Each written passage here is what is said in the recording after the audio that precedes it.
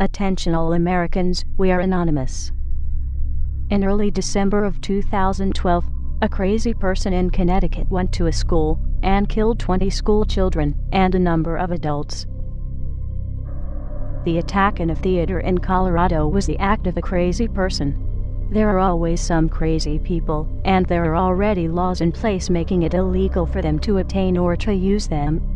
It is illegal to take a firearm into a school or a theater. It is illegal to kill people, yet these laws did not stop these events because criminals do not obey the law. Only law-abiding citizens obey the law, and the law-abiding citizens are not the problem. Connecticut is the fourth highest gun control state in the country, and it's very hard to get a gun. Chicago and New York have the highest crime rates, and each has had total gun bans for years, yet gun violence increased.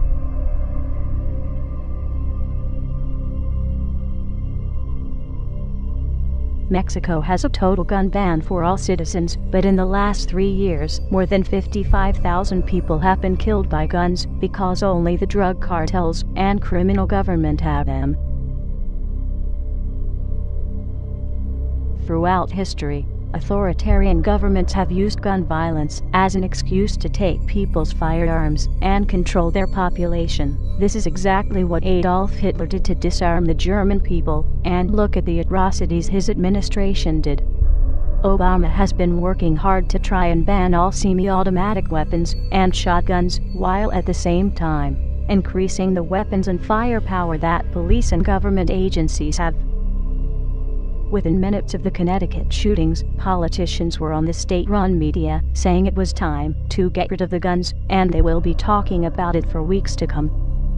The Obama administration and his government-funded media have been promoting this idea for months. Every time there is a shooting performed by a crazy person, the media talks about it non-stop for weeks or months. But when there is an illegal or unlawful shooting by police that does not fit Obama's agenda, the story is barely mentioned, such as some of the following cases. August 2, 2012. Travis Carter was shot in the head while handcuffed in a patrol car in police custody. Police claim he hid the gun and shot himself, even though he already told his girlfriend they would go to a movie when he got out.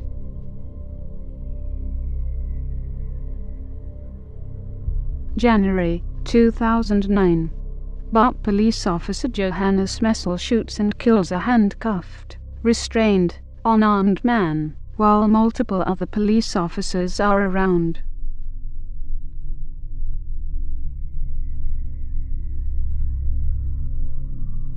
August 2012. A man at the Empire State Building has killed a co-worker, and the police showed up and unleashed a hail of gunfire at the man, killing him, and the police bullets also injured many pedestrians.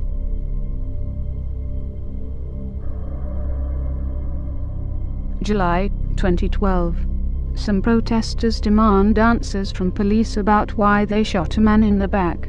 The police responded on the crowd of protesters that had many children under the age of 10, with rubber bullets and attack dogs.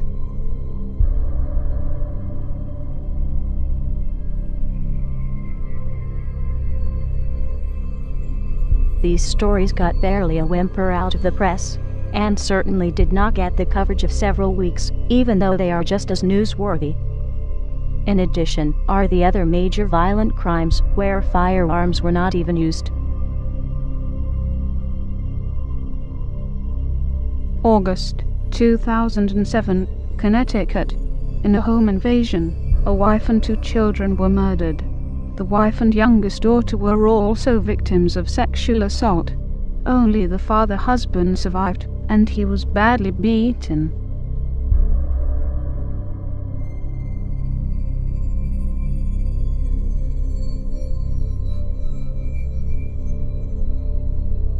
October 2012.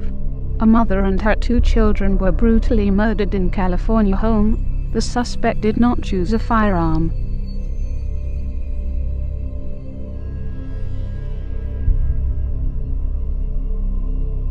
October 2012. 2 children were found stabbed to death when their mother returned home. The suspect was the children's nanny.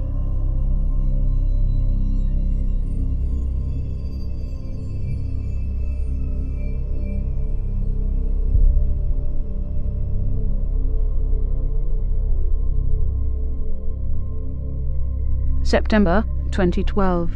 Siblings' throat slit by intruder.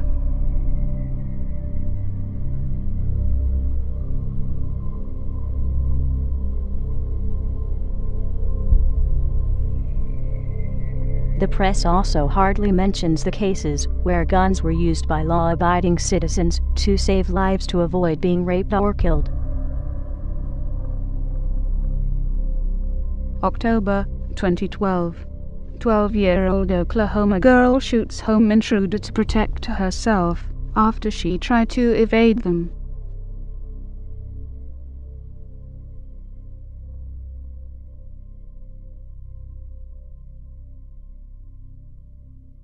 January 2012.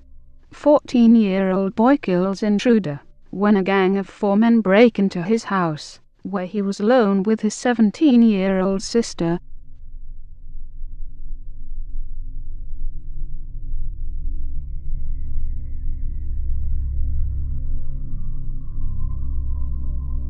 Many would have you believe that guns are the cause of violence, but that is like saying fat people are obese because they have forks and spoons. It is caused by the person that commits the acts, not the instrument they used. If guns were the cause of the violence, then the police would be committing more violence with guns and would need disarmed instead of being more heavily armed. And the military and National Guard should never be used to perform law enforcement duties. Other Anons and many other people, including Alex Jones and many others, have provided lots of evidence over the years to these facts.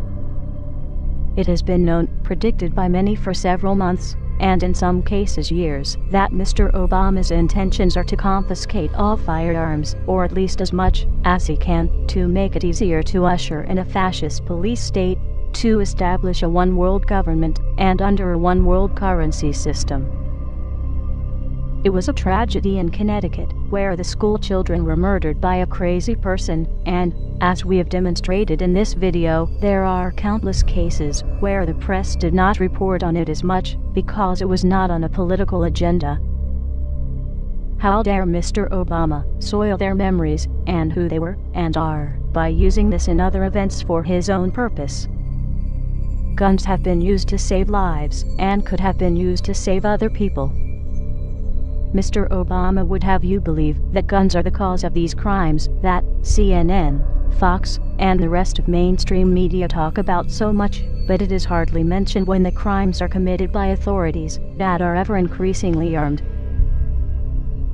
Mr. Obama will tell you he needs to get guns out of the hands of criminals, but he will be taking them out of the hands of law-abiding citizens, while the criminals will still have them, and will have other means of inflicting harm.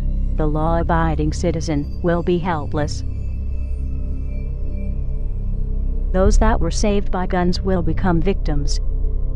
And those that could have been saved by guns will have that history repeated, as others end up raped and murdered.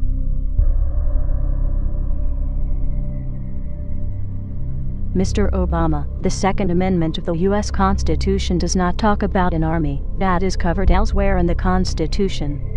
It does talk about a well-regulated militia, which is made up of civilians with their own weapons. The Second Amendment of the U.S. Constitution does not talk about protecting government or government resources, but it does talk about being necessary for the security of the free state. The Second Amendment of the U.S. Constitution does not say a single word about hunting or sport, but it does say, "The people's right to keep and bear arms shall not be infringed." To the American people, as many laws have been banning firearms in cities such as Chicago, New York, and Washington, D.C., have been implemented, and, as the courts get them, they are now being overthrown as unconstitutional. Even if they were not ruled on, they are an infringement to your Second Amendment rights, and you have no obligation to obey it, and the courts have no obligation to enforce it. No one is bound to obey an unconstitutional law, and no courts are bound to enforce it. Mr. Obama, as the chief law enforcement officer of the country, you are responsible for the conduct of those under your command. There will be no further tolerance of any of the following: any act to infringe on any of the Bill of Rights, as identified in the U.S. Constitution. Any act to seize or locate any firearms or ammunition. Any act to control the ownership of firearms or ammunition. Any act to control the manufacturing or sales of firearms or ammunition. Any act to document ownership, purchases, or attempts to purchase firearms or ammunition. Any act to deploy or stage for deployment any military forces or government employees or agents thereof, for the purpose of asserting control over the population, or the rights of the people, or the states, as defined in the U.S. Constitution, such as would be used in martial law. Any act to write, form, negotiate, enter into, or comply with any international treaty that would or could do any of the points mentioned previously. Read versus covert 354 U.S. 1, 1957. Treaties do not confer powers not authorized by Constitution.